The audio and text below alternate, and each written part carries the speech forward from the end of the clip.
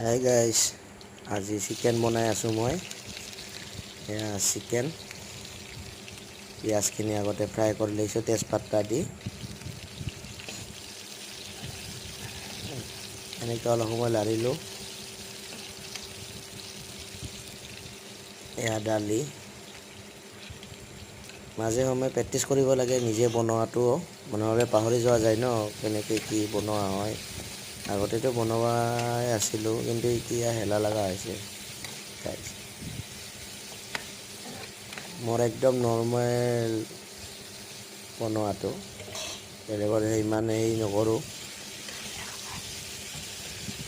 আপোনালোকক দেখাওঁ বুলি ভাবিলোঁ এবাৰ, সেইকাৰণে দেখালোঁ।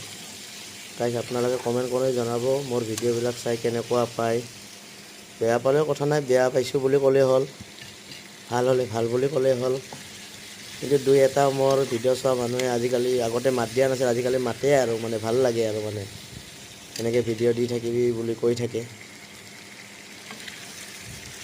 মনটো কিবা এটা ভাল লাগি যায় তাৰমানে, এনেকৈ কোনোবাই লগ পাই ক'লে ভাল লাগে বুলি ক'লে, যি ভাবেই নকওক কিয় মোৰ মনটো ভাল লাগে আৰু মানে।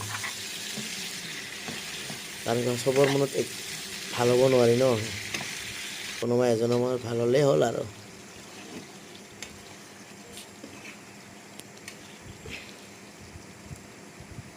আলু দিয়া নাই ইয়াত, অকল বিলাহী পিঁয়াজ এনেকৈ দি বনাইছোঁ আজি গাইজ।